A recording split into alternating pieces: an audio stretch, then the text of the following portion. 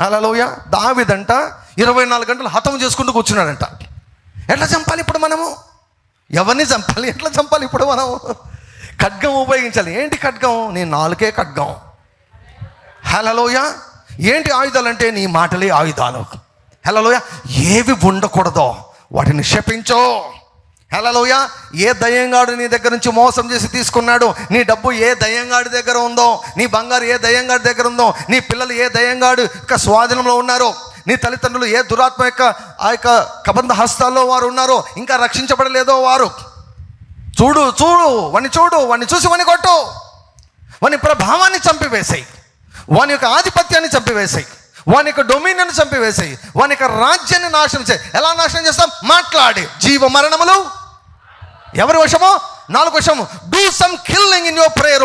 ప్రార్థన గదిలో చంపో, ప్రార్థన గదిలో హత్య చేయి, సాతాను యొక్క ప్రణాళికలని పాడు చేయి.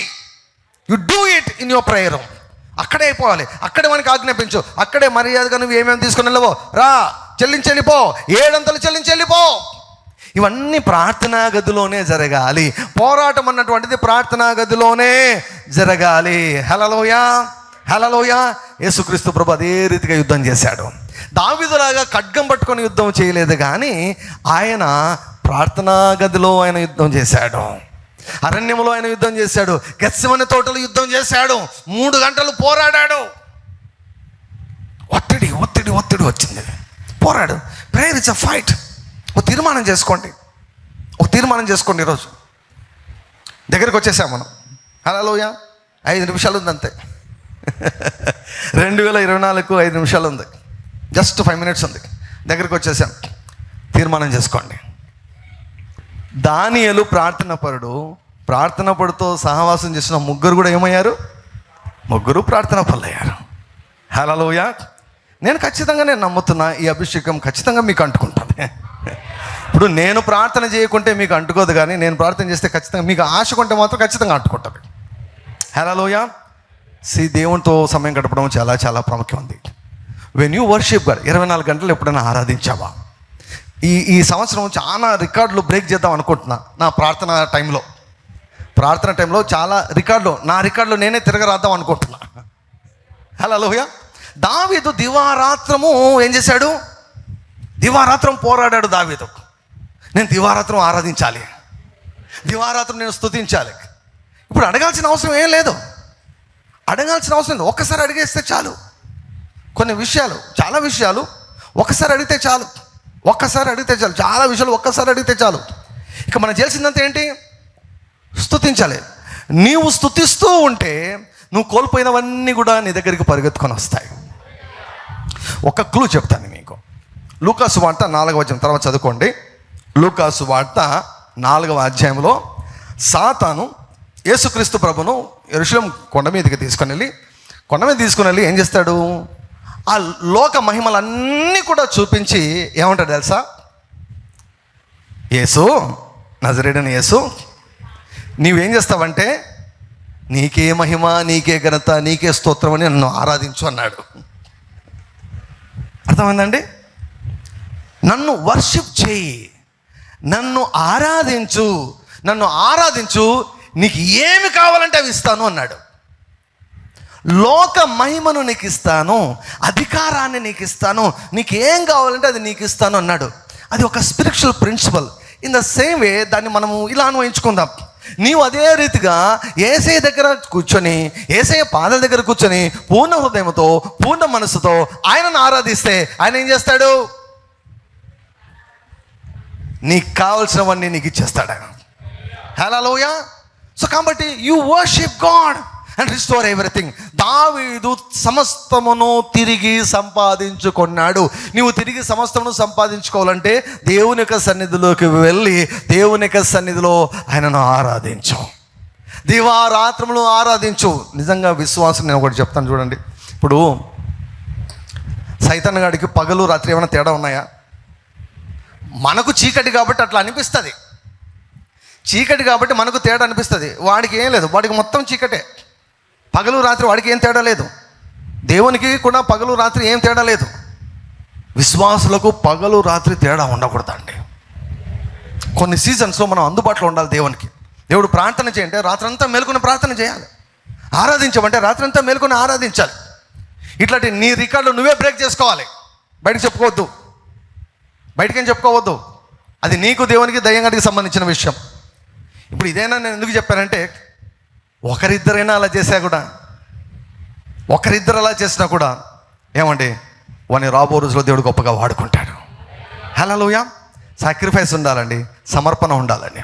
నేను తీర్మానం చేసుకున్నా, 1వ తారీఖున ఏం ముట్టుకోను, నా ఫోన్లు పని చేయవు, ప్రపంచానికి నేను అందుబాటులోకి రాను, అవుట్ ఆఫ్ కవరేజ్ ఏరియా, భోజనం చేయను, ఏం చేయను. ఒకటేంటంటే, ప్రభువా మనుషులందరికంటే నీవే నాకు ముఖ్యం, నా ఉద్యోగం కంటే నీవే నాకు ముఖ్యం, నా సంఘం కంటే నీవే నాకు ముఖ్యం, నా కుటుంబం కంటే నీవే నాకు ముఖ్యం, నా తిండికి తీర్థం కంటే నీవే నాకు ముఖ్యమని చెప్పేదానికి ఈ రోజంతా నీతోనే గడుపుతా. నువ్వు ఏం కావాలంటే అవి చేసుకో, నువ్వు ఏం కావాలంటే అది నేను చేసి పెడతా. 24 గంటలు నీవే ప్రభువా.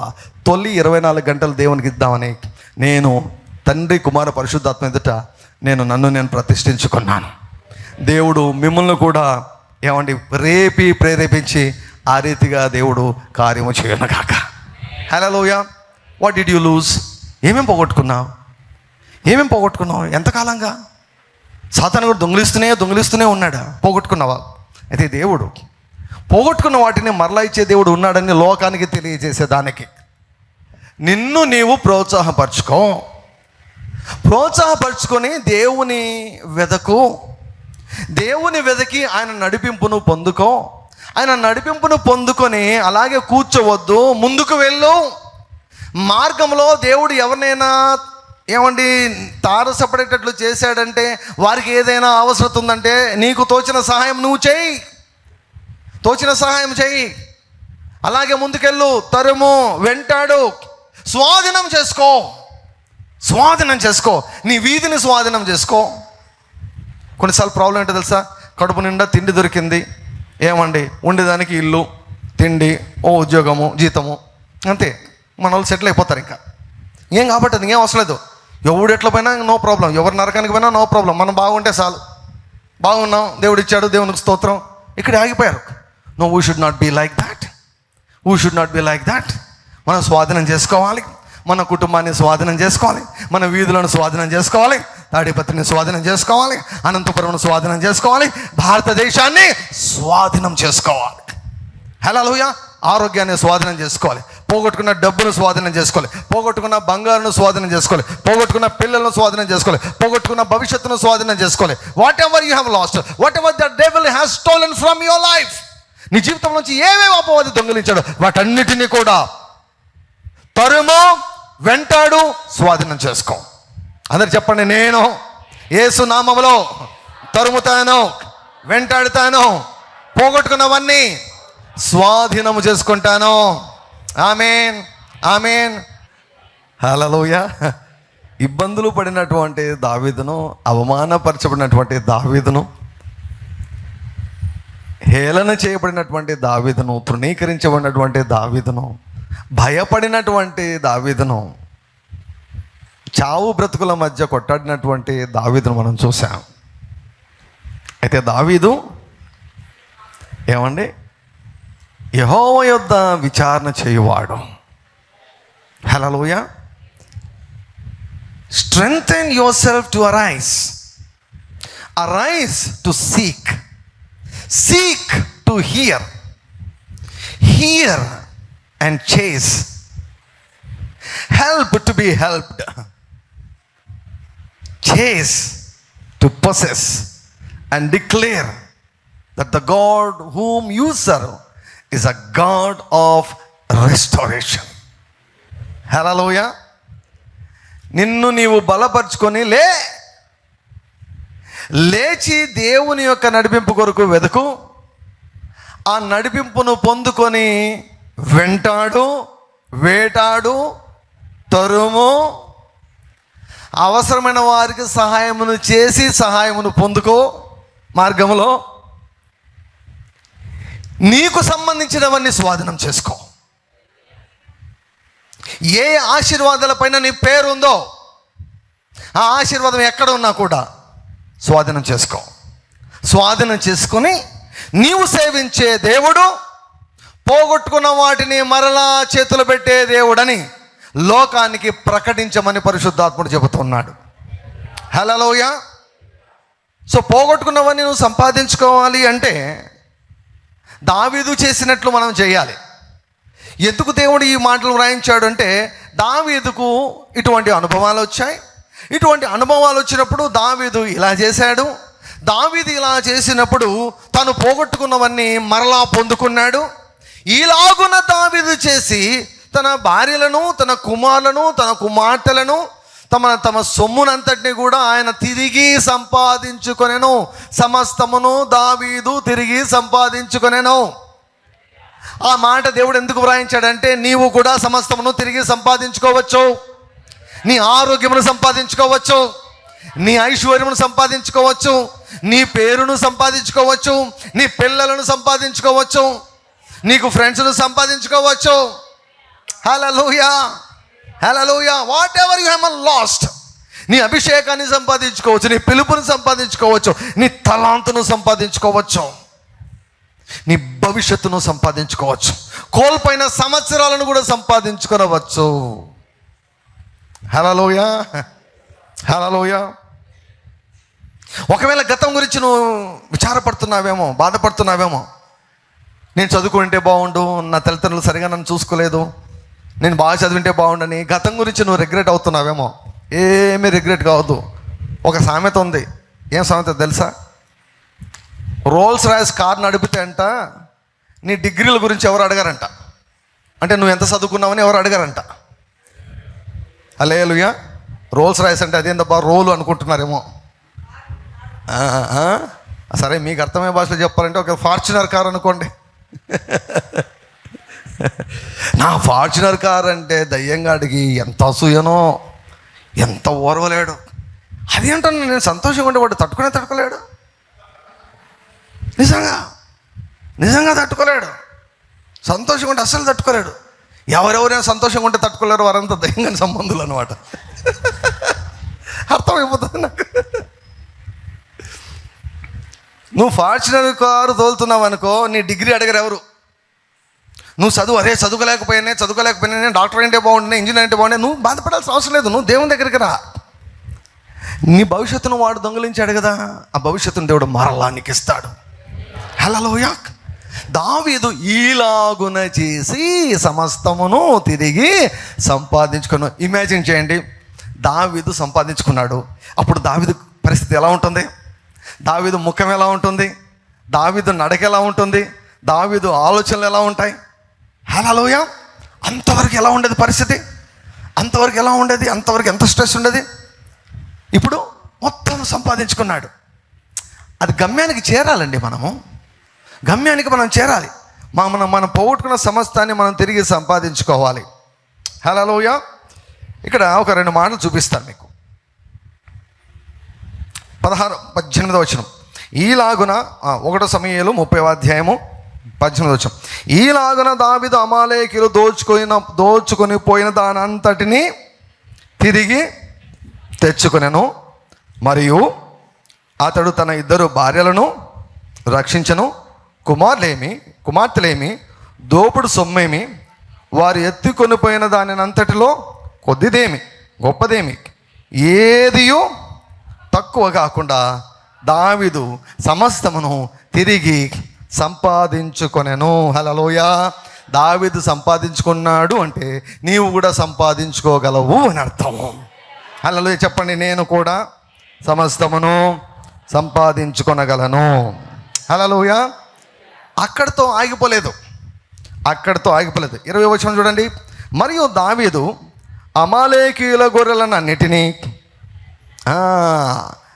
గొడ్లనన్నిటినీ పట్టుకొనెను. అవి దావీదునకు దోపుడు సొమ్మని జనులు మిగిలిన సొంత పశువులకు ముందుగా వీటిని తోలిరి. హల్లెలూయా.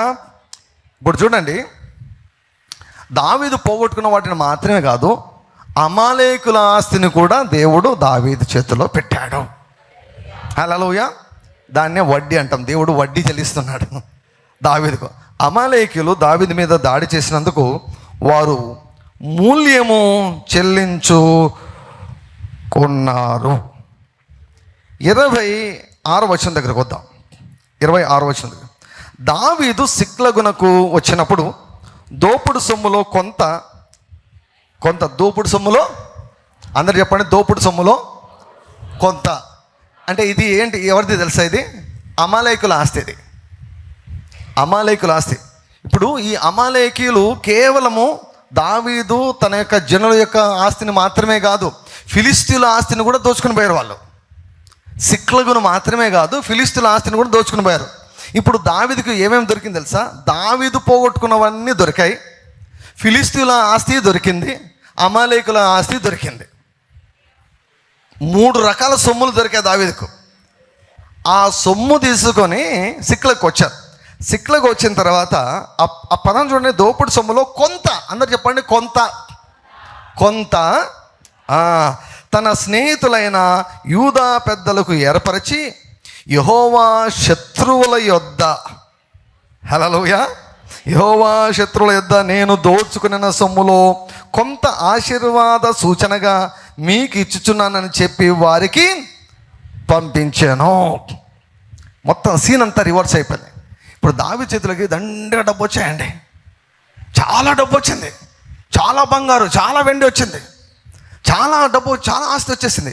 సో దావీదు ఏమనుకున్నాడు? దావీదుకు బాగా ఇచ్చే గుణం అండి. ఏమనుకున్నాడు?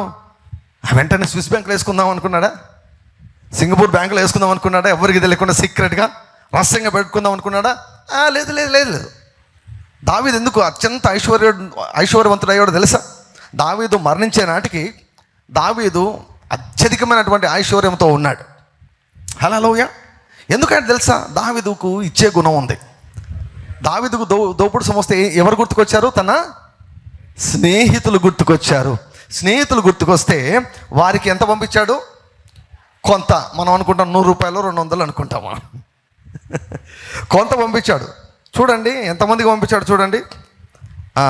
బేతేలులోను, దక్షిణ రామోతులోను, యతీదులోను, ఏమండి నాకు లైటే పడ్డాలి ఇక్కడ, అరోయేరులోను, పీస్మోతులోను, ఎస్తేమోలోను, తాకాలోను, ఎరహ్మేయేలీల గ్రామములోను, కేవీల గ్రామములోను, హార్మోలోను, కోరాషంలోను,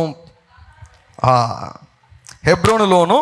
ఇక్కడ చూడండి, దావీదును అతని జనులను సంచరించిన స్థలములన్నిటిలో ఉన్న పెద్దలకు దావీదు, వీళ్ళంతా ఎవరు తెలుసా? వీళ్ళంతా ఎవరంటే, ఎప్పుడైతే సౌలు తరిమాడో, సౌలు నుండి తనను తాను రక్షించుకునే దానికి అరణ్య మార్గం గుండా అడవులలో, గుహలలో, కొండ బీటలలో మరి అక్కడక్కడ దాచుకుని తిరుగుతున్నప్పుడు దావీదుకు సహకరించినటువంటి వారు, దావీదుకు సహాయం చేసినటువంటి వారు, దావీదుకు స్నేహితులైనటువంటి వారు, వారందరినీ గుర్తుపెట్టుకున్నాడు దావీదు. హల్లెలూయా. ఇప్పుడు దావీదుకు మంచి జాక్పాట్ దొరికింది, గుప్త నిధులు దొరికినట్టు దొరికినాయి అనమాట. దావీదుకు దొరుకుతూనే ఏం చేశాడు? ఆ యూదా పెద్దలందరికీ కూడా మీరు నాకు చాలా మేలు చేశారు, చాలా సహాయం చేశారు, మీ మేలు నేను మర్చిపోలేను అని కృతజ్ఞతాపూర్వకంగా, ఇది యెహోవా శత్రువుల దగ్గర దేవుడు నాకు ఇచ్చినటువంటి ఆశీర్వాదము అన్నాడు. హల్లెలూయా. ఈ లోకంలో యెహోవా శత్రువైనటువంటి సాతాను గాడి చేతిలో 100,000 కోట్ల రూపాయలు ఉన్నాయి. నీ ప్రార్థనా గదిలో సమయం గడపడం నీవు అలవాటు చేసుకుంటే నీ ప్రార్థనా గదిలోకే డబ్బులు పరిగెత్తుకుని వస్తాయి. Hallelujah, hallelujah. Money will come to your feet. దావీదు దగ్గరికి ధనం వచ్చేసినప్పుడు దావీదు ఏం చేశాడు?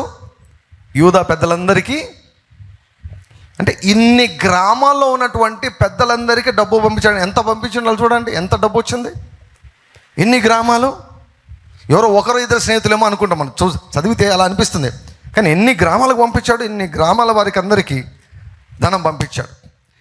ఇలా దావీదు పోగొట్టుకున్న వాటిని అంతటి కూడా సంపాదించుకొని సంతోషంగా సిక్లకు వచ్చేసి అందరికీ గిఫ్ట్లు పంచుతూ ఉంటే ఏమండి, ఏండ్ల తరబడి, సంవత్సరాల తరబడి దావీదును చంపుదామని బెదిరించి, ఉరికెత్తించి, ఏమండి ఇంటి దగ్గర ఉండనీయకుండా, ఇంటి పాటున ఉండనీయకుండా సతాయించినటువంటి సౌలు పరిస్థితి ఏమవుతుందంటే చూడండి, 31వ అధ్యాయంలో అంతలో ఫిలిస్తీయులు ఇశ్రాయేలీయులతో యుద్ధము చేయగా ఇశ్రాయేలీయులు ఫిలిస్తీయుల ఎదుట నుండి పారిపోయి గిల్బో పర్వతం వరకు ఫిలిస్తీయులు వారిని హతము చేయొచ్చు, సౌలును అతని కుమారులను తరుముచు యోనాతాను, అబినాదాబు, మెల్కీయువ అను సౌలు యొక్క కుమారులను హతము చేసిరి.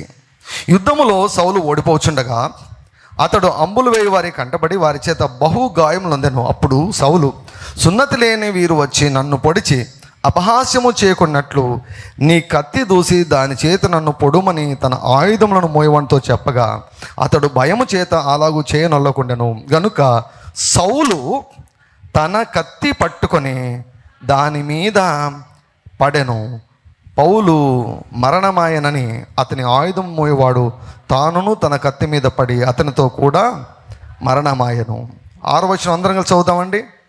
ఈలాగున సౌలును అతని 3 కుమారులను అతని ఆయుధములను మోయవాడును అతని వారందరూ ఒక దినముననే మరణమైరే. దావీదును తరిమాడు, ఇప్పుడు ఏమైంది? తరుమబడుతున్నాడు. పిల్లలు ఒక మాట చెప్తాను, ఎప్పటికీ గుర్తుపెట్టుకోండి, మీ హృదయాల మీద రాసుకోండి, ఇది హృదయాల మీద రాసుకోండి, మీ నోట్ పుస్తకంలో రాసుకోండి, ఎప్పటికీ మర్చిపోవద్దు. మీకు ఎవరైనా హాని చేస్తే మీరు పగ తీర్చుకుంటే వారు మరలా హాని చేసేదానికి వారికి అవకాశం ఉంటుంది. అర్థమవుతుందా? మీకు ఎవరైనా హాని చేస్తే, మీకు ఎవరైనా కీడు చేస్తే దానికి బదులుగా మీరు మరలా వారికి కీడు చేస్తే వారు మరలా మీ మీదకి వచ్చేదానికి ఆస్కారం ఉంటుంది. అదే మీకు కీడు చేసిన వాళ్ళను దేవుని చేతికి పట్టిస్తే, మీకు హాని చేసినటువంటి వారిని, మిమ్మును తరిమిన వారిని, మిమ్మల్ని నాశనం చేయాలనుకున్నటువంటి వారిని దేవునికి అప్పగిస్తే వారు నీ మీద పగ తీర్చుకునే దానికి ఉండరు.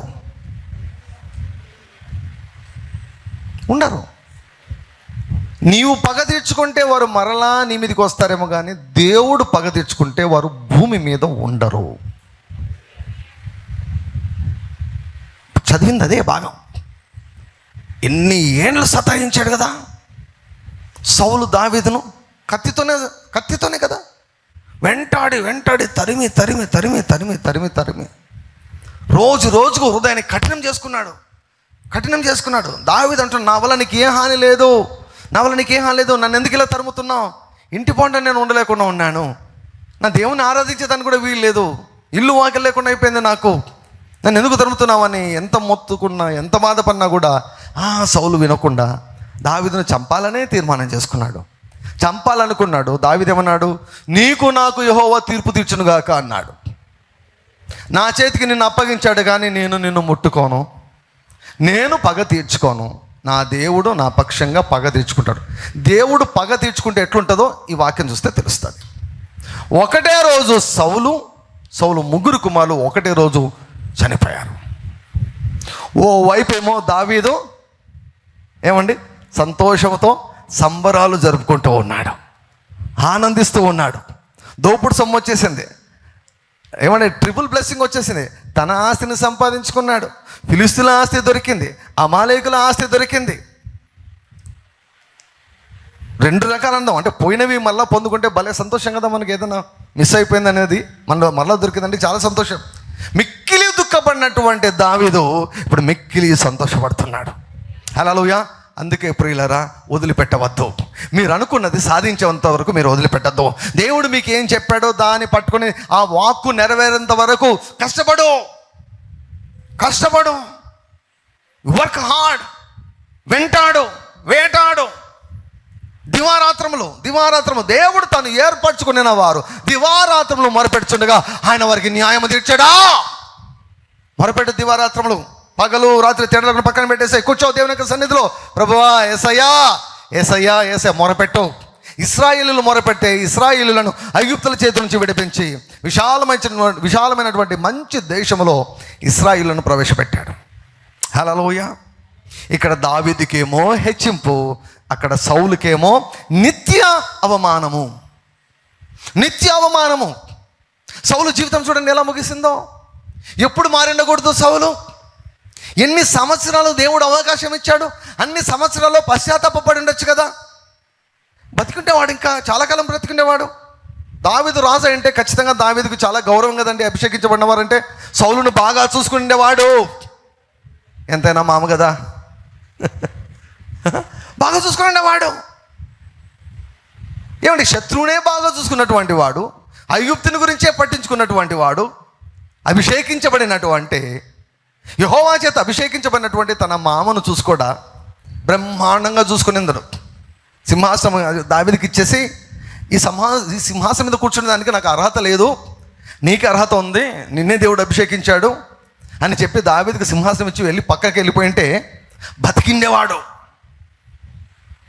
కొంతమందికి ఏమండి, దరిద్రపు దేవత ఆవరించి ఉంటుంది అన్నమాట. దరిద్రపు దేవత అవకాశం ఉన్నప్పుడు మారరు. ప్రియులారా, నేను ఎప్పుడు కూడా ప్రార్థన చేస్తా, ఈరోజు కూడా చేసుకున్నా. ప్రభువా, వాక్యం చదువుతుంటే కొన్నిసార్లు భయం అవుతుంది. నేను ఎప్పుడు ఇట్లా కాకూడదు నాయన, ఎప్పటికీ ఇట్లా కాకూడదయ్యా. నా హృదయం సున్నితంగా ఉండాలి, నా హృదయం ఎప్పటికీ కఠినం కాకూడదు నాయన. ఆ స్థితికి నేను ఎప్పుడు వెళ్ళకూడదు, ఎప్పుడు వెళ్ళకూడదు. నీకు అందనటువంటి స్థితికి నేను ఎప్పుడు వెళ్ళకూడదు. నువ్వు ఏం చెప్పినా కూడా నేను వెంటనే లోబట్టట్టు నాకు లోబడ్డం నేర్పించిన ఆయన. నాకు నేను ఎప్పుడు కఠినం కాకూడదు, ఎప్పుడు ఇలా సౌలులాగా నేను ఎప్పుడూ కాకూడదు నాయన అని ప్రార్థన చేసుకుంటున్నాను. ఇన్ని సంవత్సరాలు టైం ఇచ్చాడు, మారలేదు. ఏమైంది చివరికి? దేవుడు పగ తీర్చుకున్నాడు. దేవుడు పగ తీర్చుకుంటే ఇప్పుడు దావీదు మీద ఏమంటే, దావీదు మళ్ళీ ముట్టేదానికి ఉన్నాడా సౌలు? లేడు. అందుకే కొత్త నిబంధనలు ఏమన్నాడు? పగ తీర్చుట నా పని. దేవుని పని నువ్వు చేయొద్దు. నువ్వు చేస్తే వాళ్ళు మళ్ళీ నీ మీదకి వస్తారు. నువ్వు ప్రతీకారం తీసుకుంటే మళ్ళీ గొడవలు జరుగుతాయి. దేవునికి అప్పగించు, వారు నీ మీదకి వచ్చేదానికి ఏమో నేను చెప్పలేను. ఓవైపు దావీదునకు హెచ్చింపు, ఇంకోవైపు సౌలునకు నిత్య అవమానము జరుగుతూ ఉంది. సో సౌలు చనిపోయాడు. సౌలు చనిపోయిన తర్వాత రాజు సీటు ఖాళీ అయింది కదా, అంతే కదా. ఇశ్రాయేలుల పైన యూదా వారి మీద సీటు, సింహాసనం ఖాళీ అయిపోయింది. సింహాసనం ఖాళీ అయిపోతే దావీదు ఏం చేశాడు? మనమైతే ఏం చేస్తాం? ఇదే సందురానైనా, ఆహా, ఎన్నాళ్ళో వేచిన ఉదయం అని వెళ్తాం. కానీ దావీదు ఏం చేశాడు తెలుసా? నేర్చుకున్నాడు. దావీదు అరణ్య యాత్రలో చాలా విషయాలు నేర్చుకున్నాడు. గుణము మలచబడింది, దావీదు మలచబడ్డాడు. హల్లెలూయ. ఇక నాకు ద్వారం తెరబడిందిలే, వెళ్ళి దూసుకొని వెళ్ళిపోయి కుర్చీలో కూర్చుందామని తొందరపడలేదు, తొక్కులాడలేదు. ఏం చేశాడు? సమూయేలు 2వ గ్రంథము 2వ అధ్యాయం. ఇప్పుడు దావీదు రాజు గారు చాలా సంతోషపడుతున్నారు, ఎన్నాళ్ళకు నా గురించి మంచిగా చెప్తున్నారు మీరని. హల్లెలూయా. దావీదు శ్రమలను చూసాం, దావీదు హెచ్చింపును మనం చూడబోతున్నాం. ఏవి జరిగిన తర్వాత సౌలు తర్వాత ఏమండి, యోనాతాను చనిపోయాడండి. మంచోడు, మంచి వ్యక్తి, అసలు చావాల్సిన అవసరం లేదు. దావీదుతో ఉంటే చనిపోయిండేవాడు కాదు.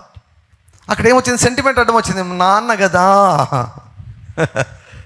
మా సొంత నాన్న కదా అని నాన్నతో ఉండిపోయాడు. నాన్ననా, అమ్మనా, అక్కనా, అన్ననా, తమ్ముడా, చెల్లె, ఇది కాదు విషయం. దేవుడు ఉన్నాడా, దయ్యం ఉన్నాడా అక్కడ అనేది పాయింట్. అక్కడ సౌలుతో దయ్యం ఉన్నాడు, అక్కడ ఉన్నాడు. అందుకే యెహోవాను ఘనపరచని వారితో సహవాసము చేయొద్దు, వారి జోలికి వెళ్ళొద్దు అని బైబిల్. ఎందుకంటే వారికి ఆపద ఎప్పుడు వచ్చినో వారికి తెలియదు, వారికి కీడు ఎప్పుడు తగులుతుందో వారికి తెలియదు కనుక, వారికి కీడు వచ్చినప్పుడు అది నీకు కూడా అంటుకుంటుందేమో కనుక నీవు జాగ్రత్తగా ఉండాలి అంటాడు. సో అప్పుడు ఏం చేశాడు? ఇవి జరిగిన తర్వాత యూదా పట్టణములలోనికి నేను పోదునా అని దావీదు యెహోవా యొద్ద విచారణ చేయగా. చూసారా, నేర్చుకున్నాడు. ప్రతి స్టెప్కు ఏం చేశాడు? ప్రార్థనా గదిలోకి వెళ్తున్నాడు, రహస్య గదిలోకి వెళ్తున్నాడు, సీక్రెట్ ప్లేస్లోకి వెళ్తున్నాడు, థ్రోన్ రూమ్లోకి వెళ్తున్నాడు. అయ్యా సీట్ కాలేంది అక్కడ, నన్ను చంపేదానికి ఇప్పుడు ఎవరు లేరు అక్కడ, నన్ను చంపాలనుకునేవాడు చచ్చిపోయాడు. హల్లెలూయా. యేసు ప్రభును చంపాలనుకున్న హేరోదు చచ్చిపోయాడు. పేతురును చంపాలనుకున్నటువంటి హేరోదు చచ్చిపోయాడు. మోషేను ఇశ్రాయేలును చంపాలనుకున్నటువంటి ఫరో, ఐగుప్తీయుల సైన్యం అంతా చచ్చిపోయారు.